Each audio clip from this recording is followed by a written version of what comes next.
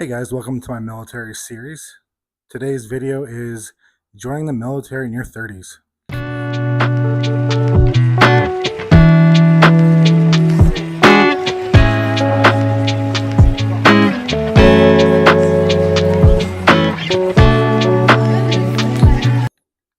Hey guys, so my name is Aaron, and I joined the Army in my 30s. I originally joined the United States Army Reserve in June of 2017. This is my process leading up to and eventually joining and then completing my training. So going back, I originally joined the Army in 2004 after high school. I joined the United States Army Reserve at that time. The reason why I joined was because of September 11th. I had an overwhelming desire to serve because a lot of my friends served. After what happened on 9/11, it made me want to serve my country. The first time I joined as a mechanic. I did my basic training at Fort Jackson, South Carolina, and unfortunately, my time didn't last long, and I was discharged shortly before graduation. Throughout the years after 2004, after my discharge, I immediately regretted my decision to leave. As soon as I got back, I tried to do everything I possibly could to get back in. I even tried other services. I tried the Air Force, I tried the Navy, I even tried the Marine Corps.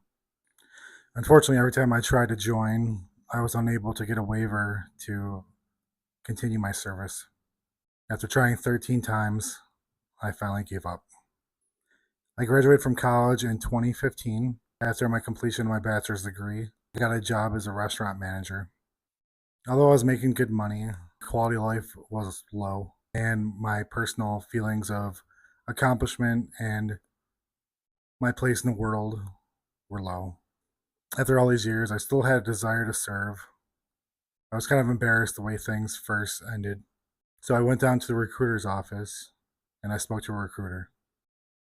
This wasn't a short process. First, to start off with the application process. The process is not easy. First, you have to fill out an application and put your job history and all the people you know. Fortunately, I have a very large family and I had a lot of jobs in my lifetime. So this process took quite a while. Then I had to take the ASVAB test and score a good score so that I could have a good job. After taking the ASVAB, I did very well, so I had a good option for different jobs I was qualified to do. So the process to get back in, I had to go to MEPS, which is a military entrance processing station. This is where all the different services go to enlist. I had to do all the tests, take the physical, do the duck walk, do the hearing test, do the vision test, do the drug analysis. And for me, my day ended with submitting a bunch of waivers. For me to gain re-entry, I had to get a doctor's visit, have them conduct a test to ensure that the reason why I was discharged was no longer an issue. Because of the reason for my discharge, I also needed a moral waiver, which I had to see a psychiatrist, and they cleared me. The one thing about MEPS is that they will try to do everything they possibly can to disqualify you for service. One thing they try to disqualify me for is you have to be able to do push-ups, obviously. So for my case, I can't extend my wrist backwards. So I had to go to an orthopedic and have them do tests on my wrists to show that I could still do the physical, show that I was able to do the standard. After months and months and months, I finally got a call from my recruiter who told me the good news that my waivers were approved. When I got this news, I was elated with joy. It was the greatest feeling I had. Carrying around the burden of the weight of leaving the military, it weighed on me for a very long time. This was my path to redemption. Originally, when I started talking to a recruiter, my goal was to go active duty. Again, during the time period, it's not a quick turnaround from when you first start to when you actually are able to sign your contract and do all that. In that time frame, I met somebody. I decided I wanted to have a family, and I knew that that person was unlikely that they would follow me to serve on active duty. As joining in your 30s, usually the people you date have a life to live as well. For this reason, I decided to join the reserves again. Luckily, with getting a good ASVAB score, I was able to choose the job I wanted. So when choosing a job, try to think of a job that you can see yourself doing. Try to see what the transferability is in the civilian world. So for my case, I wanted to be able to translate my new job in the military to the civilian side, especially since I was coming back to be a reservist. I didn't want to do the same thing I was doing before. I wanted to get a new skill set and build my career. Originally, when I joined, the job I wanted was 35 Foxtrot, which is an intelligence analyst, but there wasn't any close unit that was nearby. I got my bachelor's degree in communications, so another job I was considering was affairs specialist. Unfortunately, the closest unit was in Boston, I believe, or in Virginia. The intel analyst job was in Massachusetts. And one of the jobs I looked at was 27 Delta, which is a paralegal specialist. I realized that this was a job that I could translate into the civilian world. So in June of 2017, I drove up to the MEPS station, ready to sign my contract. Again, because this is the military, I had to sit around and wait for a long time. After sitting around for a long time, the career counselor finally called me in. I was able to look over jobs, look at bonuses. So with my ASVAB score, I was able to qualify for student loan repayment, as well as the GI Bill kicker, which gave me extra money per month for my education. So after a few hours, I was able to finally pick my job. And then I went in to sign my contract. This took an additional quite a bit of time, as I had to go in, take my fingerprints, and then digitally sign my contract. After my contract was signed, I had to sit around for a little bit longer. And then they called us up. All the people that enlisted that day went into a room. We raised our right hands, and we took the oath. I got my ship date was October of 2017. Shipping off in your 30s is quite difficult, especially if you have a family back home and people that are counting on you. This time coming in, I had a purpose. I had a goal in mind. I was going to graduate and I was going to become a soldier. So again, I was back at Fort Jackson, South Carolina. And the ironic thing is that in 13 years, the place hadn't changed one bit. The only thing that was different were the uniforms. For a lot of people, this is probably a culture shock, as the military kind of changes the way that you live your life. You no longer get to talk when you want to talk. You no longer get to dress the way you want to dress. You no longer get to move when you want to move. I would say the one hard thing being in your 30s going into the military is when you go to basic training. Most of the time, especially for me, I went in the fall. So I was going with a bunch of high school graduates from the year before. This isn't a huge issue, but as any male knows, boys can be very immature. So we would often get smoked or get corrective training because trainees would pass gas and the whole platoon would laugh and the drill sergeant would corrective train us. After being in reception for about 4 to 5 days, they told us which unit we were going to. We got all of our stuff packed up and they put us on a bus. We put our head down and we drove over to our new basic training battalion. I would say from doing the Shark Tank back in 2004, I was well prepared for this time. I would say the easiest thing in the military is you're going to get yelled at. It's going to suck. The goal is to just embrace it. The worst thing about my experience was that I was on the last bus and the last seat. So one piece of advice, don't be the last person, because that's usually the person that's going to get yelled at the most. When I got off the bus, I did a dead sprint to where we needed to be. And the first thing you should know is that everything you do is going to be wrong. So going through, I qualified for all my qualifications. And for me, I was in during the time where we would be going to training beyond Christmas. So in the Army, we go home for the holidays, not Thanksgiving, but for Christmas, New Year's. For those circumstances before, the reason why I said I was going into the reserves was so I could have a family. My intentions were to go home and get married.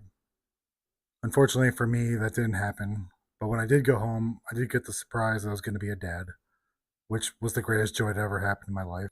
So it was my goal to go back to basic training with the dependent, but I definitely did not think that my dependent was going to be a child. So after going home after Christmas, I went back to my unit. And then a week and a half later, we graduated. Walking across that graduation field, I cannot even put into words how proud I was to be able to shed the weight of all the regret that had been carried on me. I will say the reason why I carried this regret was joining in 2004. Obviously, again, this was the height of the Iraq war. My thought process was that a lot of the people that I went to basic training with in 2004, there's a good chance a lot of them didn't make it. So I had a bit of survivor's guilt. I will say it felt so good to be able to put on the ASUs. But when you graduate basic training, you have two options. You could take a shuttle or a bus to your AIT station, or you can have your family drive you. I chose to have my fiance drive me, which was a good experience. I was able to have some time together before I shipped off.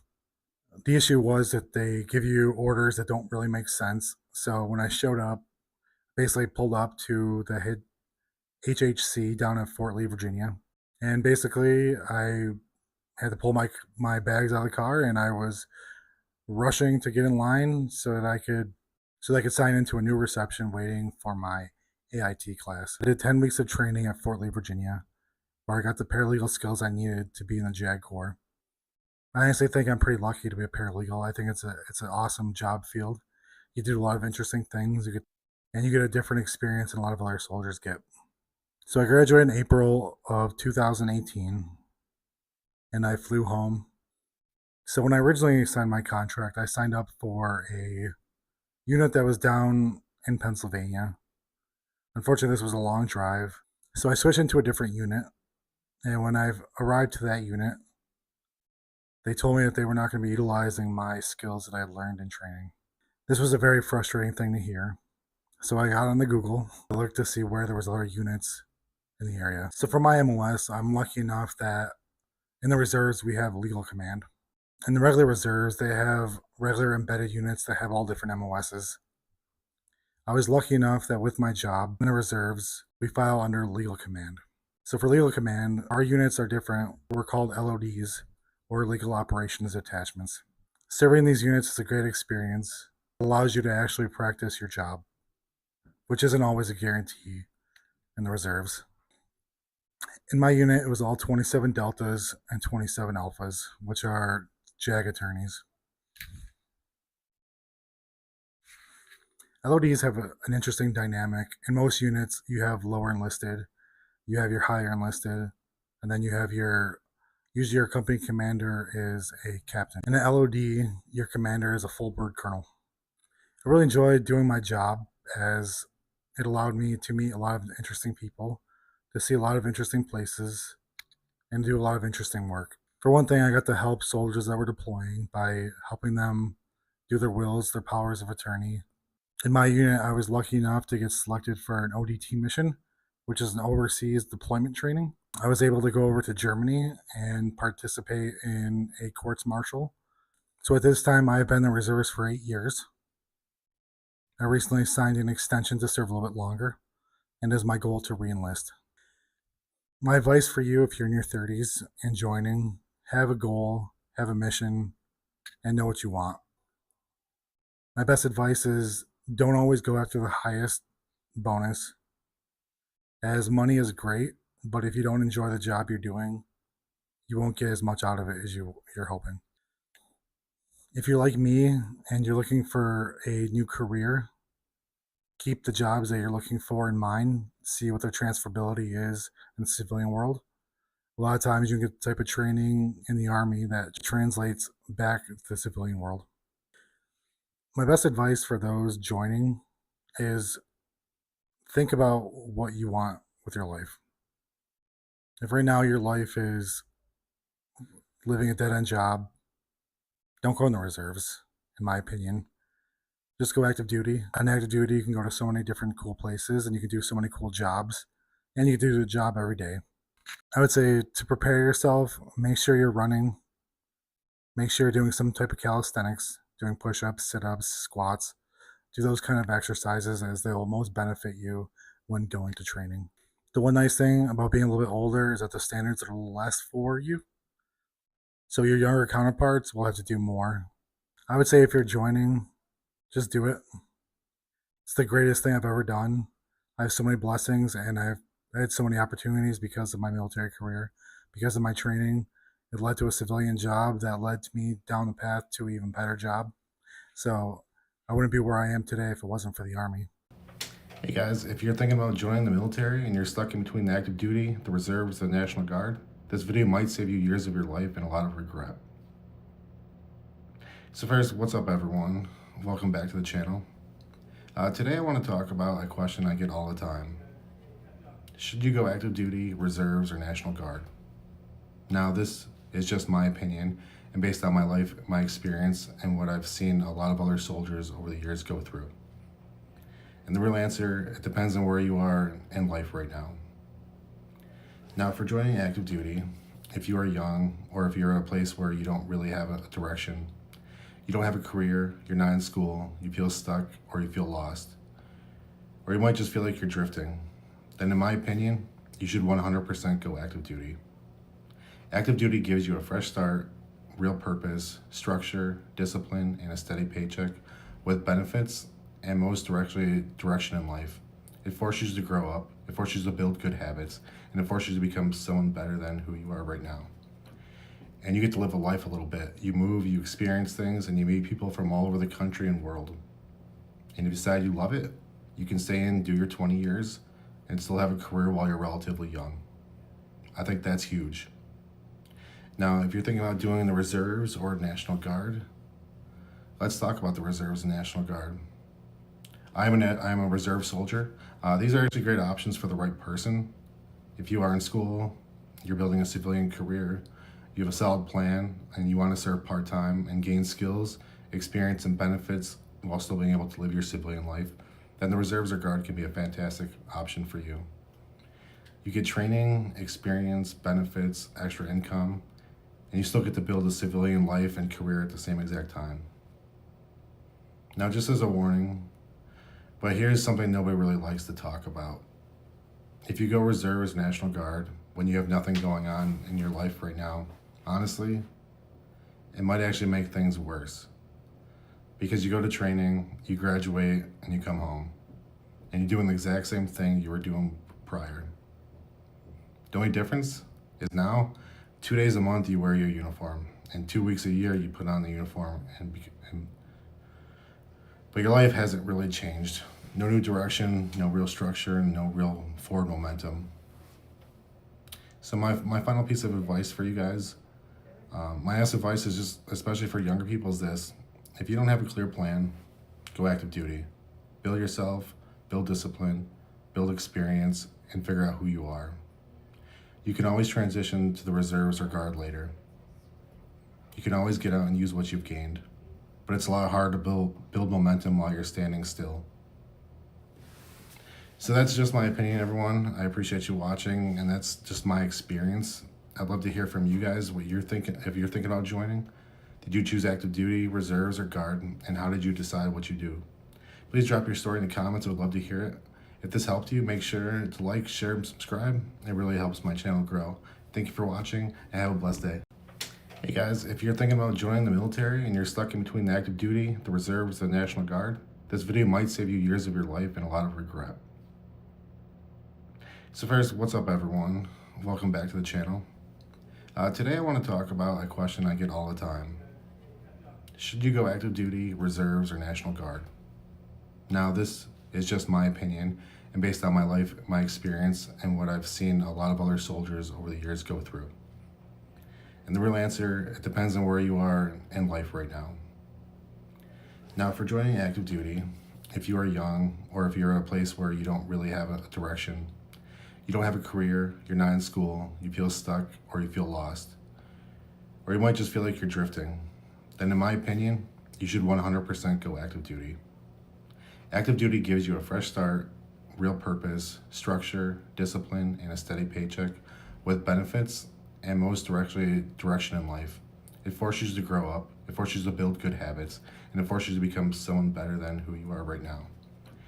And you get to live a life a little bit. You move, you experience things, and you meet people from all over the country and world. And if you decide you love it, you can stay in, do your 20 years, and still have a career while you're relatively young. I think that's huge. Now, if you're thinking about doing the reserves or National Guard, let's talk about the reserves and National Guard. I'm a reserve soldier. These are actually great options for the right person. If you are in school, you're building a civilian career, you have a solid plan, and you want to serve part-time and gain skills, experience, and benefits while still being able to live your civilian life, then the Reserves or Guard can be a fantastic option for you.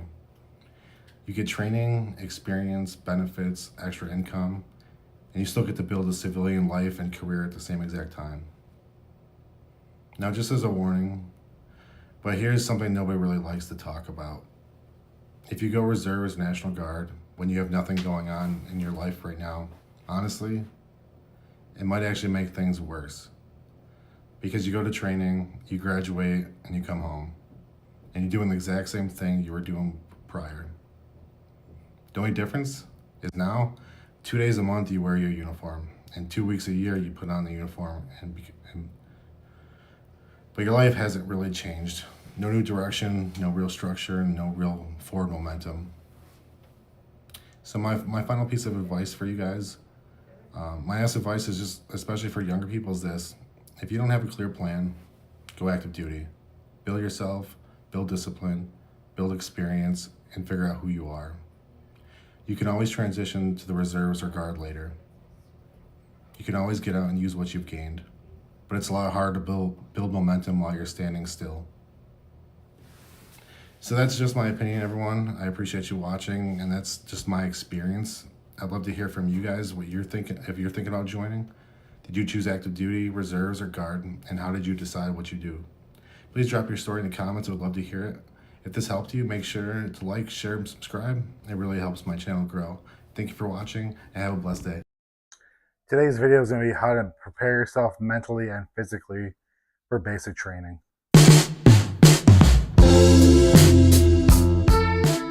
This will be a general overview. If you're looking for more specific parts of basic training, please comment below. I'll answer any of those questions in future videos, whether that's shipping off to basic training, arriving at basic training, reception, aspects of basic training, each phase, and graduating and going to AIT. Please comment below, let me know what you want to hear about, and I'll be glad to address it in a future video. So my first piece of advice is, once you enlist, start the process right then. Start running and start doing push-ups. These are the things that are going to prepare you the best for once you arrive to basic training. I would not focus on how many you're doing or at what speed you're running. I would just prepare yourself by getting your body ready for doing these things. For running, just work on your endurance. I wouldn't say work on your speed. Your speed doesn't have to be the most important part. How fast you can run a mile, how fast you can run 2 miles. That will come with the training. The most important part is being able to program your body to be able to start running and have the ability to run for a long time.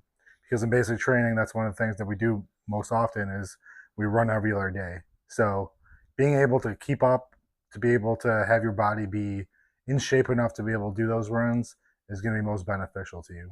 So there's a couple ways you can do this. You can go out, you can go to a local track and just start jogging. When I was preparing for basic training, I went out, I ran 1 lap, and I did that for a couple days until it felt right. And then when I felt comfortable, I ran 2 laps.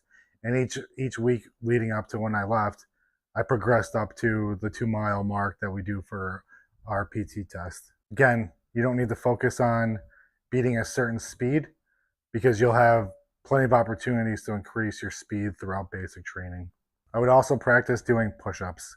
Push-ups would be a most beneficial part because they will give you upper body strength, and they are a great exercise for total strength.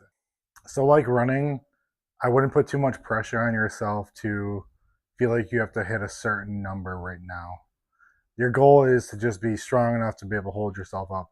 Honestly, for what you need during basic training, I would practice getting down in the upward position of doing a push-up and just stay in that position as long as you can, kind of like a high plank. I would focus on form, and I would focus on being able to do the exercise correctly. So one way you can do this is make it a routine for yourself leading up to when you're leaving for basic training. Like running, make it a progression. Tell yourself, today I'm gonna do 10 push-ups, but I'm gonna do it at 10 different intervals throughout the day. So first day, drop down, give 1 good push-up, back up, maybe an hour later, do another push-up, and each day progress. So I do 1 today, I'm gonna do 2 tomorrow, I'm gonna do 3 the next day, and then gradually build yourself up. You want to be able to have strength and endurance, because during basic training, when you get disciplined for not doing the right thing, most times the punishment is doing physical training. So either you're going to be getting down in the front leaning rest position, you're going to be doing push-ups, you're going to be doing half push-ups, you're going to go down and stay. That's the thing about basic training. There's never a number. A drill sergeant will never be like, get down and give me 10 push-ups. Get down and give me 5 push-ups. Usually there's never a number that they give you. They say, get down, and that's it. They tell you go up, down, up, down. It's not a number. So if you can train yourself to be comfortable in those standing positions, it's going to benefit you greatly. You're not going to have muscle failure as quickly. I would also do core exercises. So core exercises you can do at home. You can do crunches, you can do flutter kicks, you can do planks. Again, if you do planks, it works both your core and your upper body strength. So you'll be able to do those exercises in basic training. You'll be ahead of your peers because you'll be physically ready to be able to handle those loads. My next piece of advice would be get your finances in order before you leave for basic training as well. If you have credit cards, if you have a car payment, make sure you get those things on auto payment, or you reach out to your creditors or your finance company and let them know that you're going to be leaving for basic training. Sometimes, depending on who your loan servicer is, they'll give you can forego your next monthly payments for a certain amount of time. So the reason why you want to do this is because with your creditors, you qualify for SCRA, the Servicemen's Civil Relief Act. This will, a lot of times, it will lower your interest rates on credit cards. I think it's down to 4%, and it will allow you to have more time to go in forbearance if you have student loans. Also, if it is at all possible, save as much money up as you can to have in your bank account before you ship for basic training. It is likely you might have pay issues when you get the basic training. For me, I shipped off in October, and I was having pay issues that I didn't get paid in December. So have a little nest egg. It'll help your peace of mind, especially if you got bills that are coming out monthly. You want to make sure that those are all taken care of prior, because you don't want to have that rude awakening to once you're finally able to have basic communications of like using a computer or using your cell phone, that to spend all that time trying to clear everything up. So an example that I went through was I had student loans prior to going to basic training. Time to renew my income-driven repayment plan came up, and I didn't re-verify. When I got to AIT and I looked at my bank account, it was severely overdrawn, and I saw that my student loans had come out in full. So I had $900 payment come out of my checking account, which left my bank with almost no money left in it. So had I known prior to this, I would have taken care of it all beforehand. So just make sure you're taking a look at your financial situation, what bills you have, and what kind of payments and what kind of issues you might have if you don't make those payments. Also, those of you that are shipping off to basic training around this time of year, so September, October, November, be aware that in the Army we have victory block leave, which is when we leave basic training and training to go home for Christmas and New Year's. So around December 18th, 20th, we ship back home for vacation with our families, and then we come back after New Year's. The reason why I want to say is have your financial stuff together too is that the Army does not float the bill for your leave. You'll be required to pay your transportation home. So whether that's a flight, a bus, a train, you're responsible for that amount of money. So it's best to have yourself ready and prepared for that financially to be able to, when the time comes, not be stressed about not having the money available. So my next piece of advice is things to bring with you to basic training. So when you get your packing list, it'll tell you things that you should bring with you to basic training. The best piece of advice is pretty much ignore all the stuff that they're asking you to bring. You're not going to need any of it. Honestly, my best piece of advice for things to bring is bring one change of clothes. That's in case if you have issues at the airport on your way down. The next is have some hygiene materials. So have a travel shampoo, soap, toothbrush, toothpaste. These things will be necessary for your first night reception. Also, I would not wear nice clothes. A lot of times there's an issue with your civilian clothes being put away. I know when I got there, my civilian stuff got stolen. Wear something that's comfortable. Wear something that keeps your pants up. Look presentable. I would not spend a lot of money on the clothes that you're bringing with you. So look presentable when you show up to basic training. Wear a belt, wear pants, jeans, khakis. Also, do not wear fancy shoes. You will not be allowed to wear them in basic training. You will receive a prepaid credit card that comes out of your first paycheck.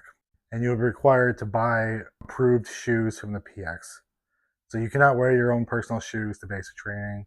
You'll not be able to use them. Wear an old pair of shoes that are still presentable, but you're not going to be able to wear these shoes again after that. So again, one change of clothes that not of high value. Wear low value shoes. The basic training, the first night in reception, you get your PTs and they make you pack away all your civilian stuff. And then on out, you're wearing all military stuff. You'll be wearing your PTs, t-shirt, shorts, your jacket, your pants, and that's it. And once you get your shoes, you'll be wearing your Army issued shoes as well.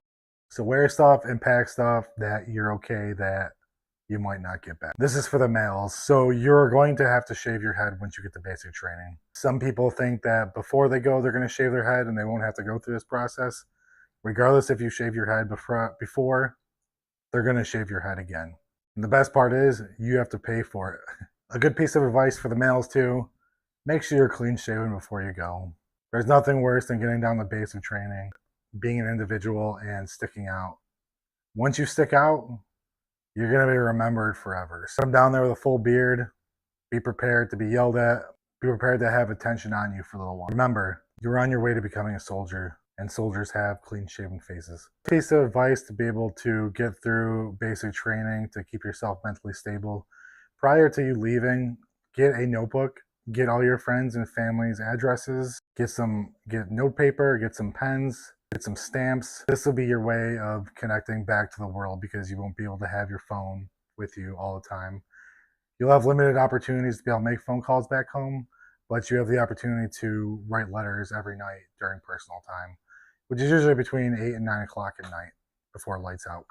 So get some pens, get a notebook, get some envelopes, get some stamps, and make sure you have plenty of addresses of people you want to keep in touch with.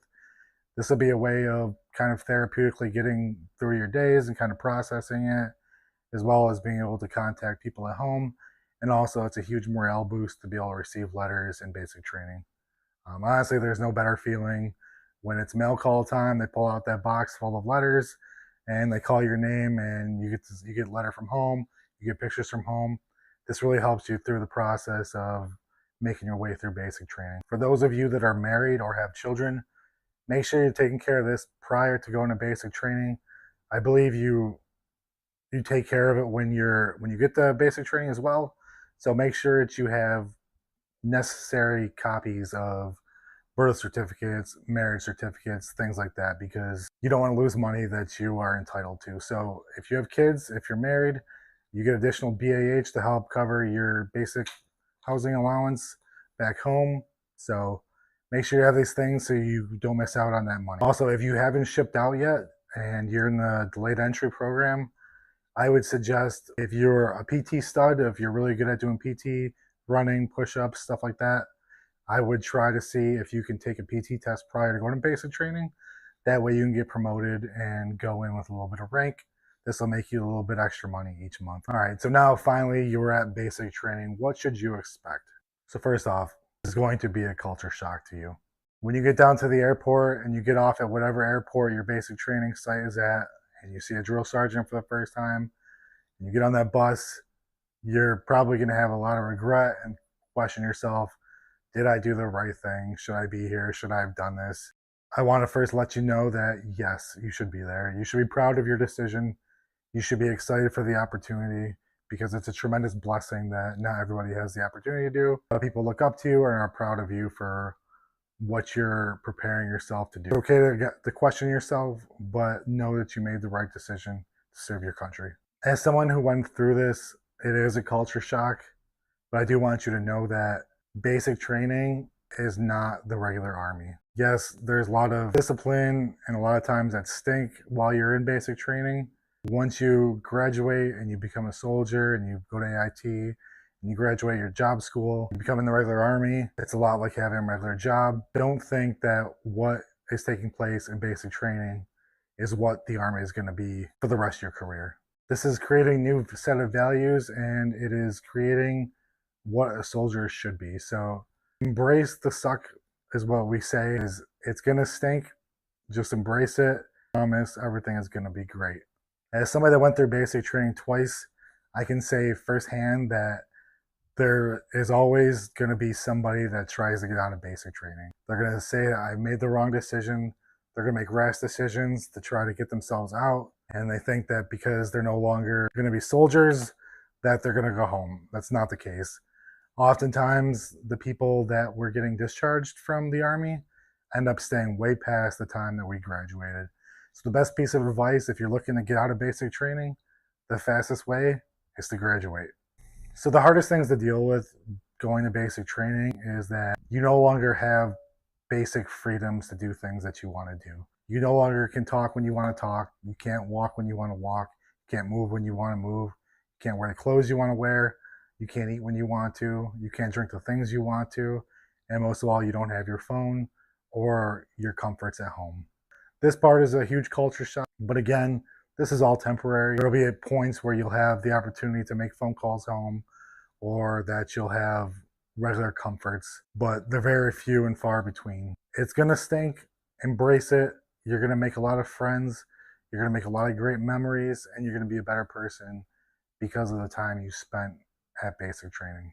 Lastly, I just want to say that if you enlisted and you're watching this video because you're shipping off to basic training, I want to say that I'm proud of you for joining. Again, there is no greater joy, no greater experience than being able to wear the uniform of your country. What this uniform represents, the people that have worn it before you, it is a tremendous honor to serve our country. Again, there's less than 1% of us that actually serve. And just know that people out there look up to you as an example of what an American should be. I want to thank you for joining. I want to thank you for watching this video. If you have questions about basic training, you want to know what reception's like, if you want to know what the first day of basic training is like, you want to know what each phase is, when you might get some liberties back, when you'll have some freedoms, drop a comment below. I'll be glad to address any of those. Again, I thank you for your support. Please subscribe to my channel.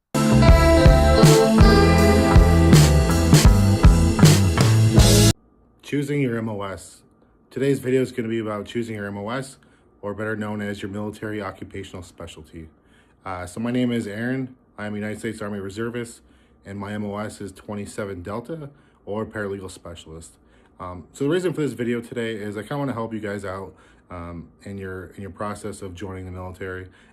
So I want to emphasize picking a job that you genuinely want to do. So the reason why I think this is important is I've seen so many people join and they do jobs that they just dislike immensely. And you have a choice in this whole thing. And I guess the reason why I want to talk to you about this today is because I've seen so many people go in, they go to the recruiter's office, they see massive bonuses for certain jobs, and they sign that and they get the bonus, and then that's the job they're doing. But then they come out and they have little job satisfaction.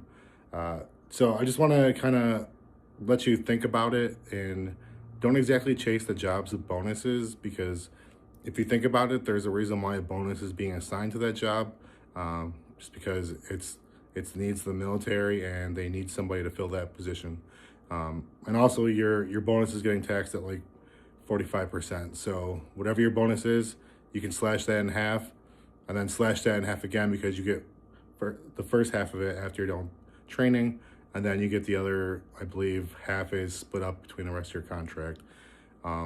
You also want to think about if you're a reservist or if you are a active duty member. This is also different for the different branches. I believe the other branches, you choose your field you want to be in, and then after you finish your training, then they assign you what your MOS is going to be. The Army is a little different. You get to select your actual job prior to shipping out. So you have your job in your contract, and then obviously once you go to AIT, you finish your training, and then you go do your job. And then if you're not good enough in your job school, they'll reassign you to a different MOS.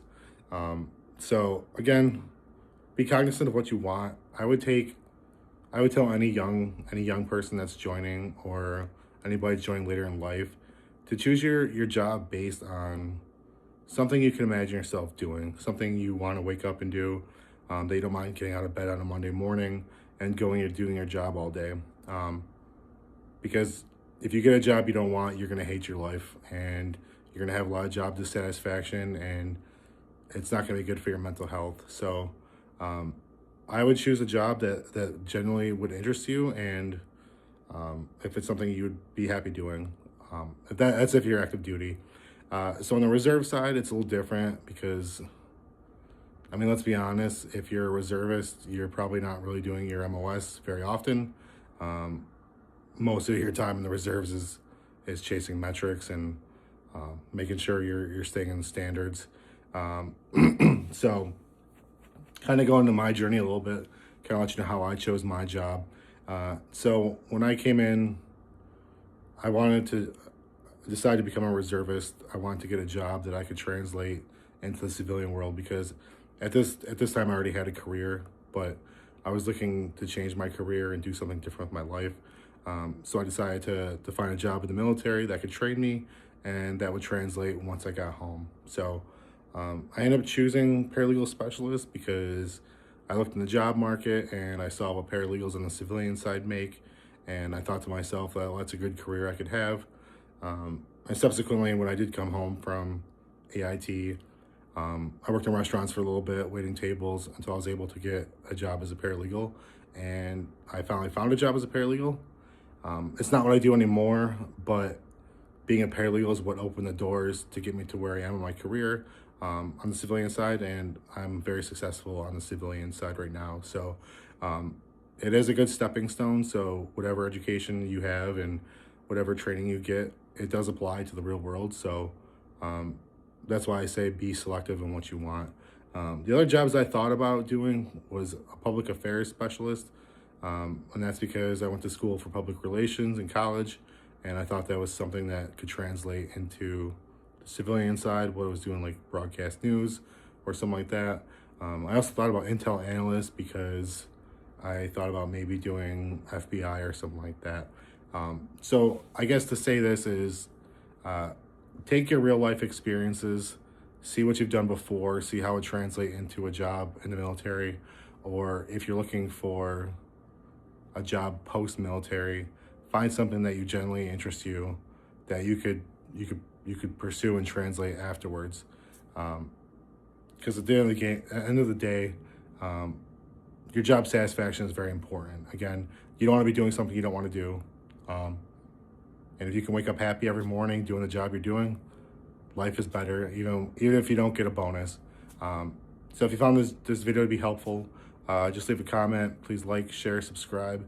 If you have more questions about choosing your MOS, the requirements, taking your ASVAB, going to basic training, how the military has changed me and why I'm grateful for it. So I originally joined the Army when I was 18 years old. That was back in 2004. I went from being a high school kid to stepping off a bus and being told exactly who I was going to be for the next 9 weeks. And even though I didn't graduate the first time, and even though I went all the way through basic training and received my discharge paperwork right before graduation, those 9 weeks still changed my life forever. Because basic training teaches you things that never leave you. It taught me discipline, it taught me respect, and it taught me what it means to be part of something that's truly bigger than yourself.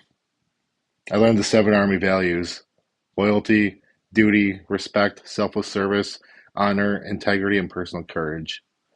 Those values shape the way I carry myself to this very day. At 18 years old, you grow up fast in the Army. You can't walk when you want, you can't talk when you want, you can't eat when you want, you can't go anywhere or do anything that you want to do. Every decision is no longer about you, and that alone changes a person. When I came home after being discharged, I was embarrassed, that's for sure. I won't pretend I wasn't.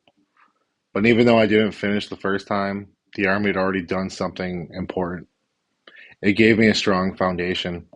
I carried those values with me. So when I joined again later on in 2017, I didn't come in as the same person. I came back with a sense of purpose. This time I finished, I graduated, I went to AIT, and I got my education. I went on to serve and currently do serve as a reservist. The uniform didn't just give me structure, it gave me confidence. I carry myself differently now, I speak differently, and I approach life differently. Because when you serve, you stand up for something. You stand up for something bigger than yourself. And the truth is, only a small percentage of Americans are willing to raise their right hand and take that oath. Yeah, we definitely trash talk the different branches between each other. We joke, we argue, we make fun of each other. But at the end of the day, there's a mutual respect that we all have. Because no matter the branch, we all raised our right hand and we all swore to defend the Constitution of the United States.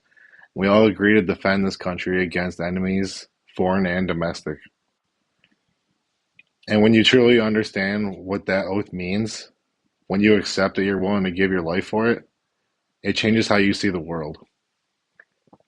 You become less complacent and you become more appreciative. You realize how fragile freedom truly is. Service gives you perspective. It gives you purpose. It pushes you to lead, not just in uniform, but in civilian life, at work, and in your community, and within your family. I'm so proud to wear the uniform. I'm so proud of what it represents, and I'm proud of the way it shaped me into the man and father I am today. I truly believe that the military can be life-changing for people who feel lost, or for people who lack direction, or for people who want to test themselves. Wearing that uniform, you're doing something that most people won't ever do. And no matter the era, no matter the politics, no matter the noise, that uniform stands for something. It's something timeless. It represents sacrifice, it represents service, and represents honor. So to everyone watching who's worn the uniform, I hope you're as proud as I am. And if you're thinking about serving, just know this. When you put on that uniform, you represent something greater than yourself. And that legacy matters. So if you like this video, please like, share, and subscribe. Check out some of my other videos, especially if you're thinking about joining. I have one on basic training. Thank you for watching, guys. I appreciate it, and may God bless all of you and your families. What's going on, guys? Were you ever curious about what a reservist drill weekend is like? Well, today I want to give you an inside look at what a typical Army Reserve drill weekend looks like. So, once a month, we come together for 2 days, sometimes maybe 3. My unit is a legal unit, kind of like A Few Good Men, which means we have Army JAG officers and enlisted paralegals, but the general structure of a drill weekend is pretty similar across the Army Reserves. A typical weekend starts bright and early, about 6:30 a.m. on Saturdays. If you're local, if you're traveling to drill, you'll usually check into a hotel the night before. First thing in the morning, we have PT or physical training. That could be a run, organized activities, or a PT test. PT usually lasts about an hour and a half. After PT, there's some personal time where you shower, you get dressed, grab some breakfast, and get ready for the day. Our official report time is usually around 9 a.m. when we have a briefing to go over the day's schedule and assignments. For my legal unit, that means reviewing cases, determining courses of action, and completing any other mission-critical tasks. We work until around noon, and then we take an hour for lunch. Enlisted soldiers usually get lunch provided to them, and officers are responsible on their own. After lunch, we get back to work. This includes additional duties, trainings, and seeing clients, or sometimes completing online trainings. Reservists have to keep track of their metrics, basically making sure you're meeting all your requirements and standards so you stay eligible for deployments. That's really important, since we only have a limited number of days each month to get these tasks completed. The duty date usually ends around 4:30 or 5 p.m., and that's when we have our final formation. The commander will brief the unit on what went well, what could be improved, and what's expected for the next day. After that, if you're local, you head home. If you're traveled a long distance, you'll stay in a hotel. You'll get per diem and meals and travel provided to you. Some units also do social activities at the end of the duty day. We call this mandatory fun. It's a chance to relax, take off the uniform, and build connections with your teammates. Sunday is basically the same thing as Saturday. Same report time, same schedule, same duties. And at the end of the weekend, we wrap up and head home until the next drill, usually the next month. So that's a typical Army Reserve drill weekend. Early mornings, PT, work trainings, and a lot of teamwork. It's a unique balance of military and civilian life, and it keeps us ready to serve when called upon. So if you're thinking about joining the reserves or just curious about what we do on drill weekends, leave your questions. Leave your questions in the comments. I'd love to answer them and give you more insight on what Army Reserve life is all about. Thank you for watching, and may God bless you and your families.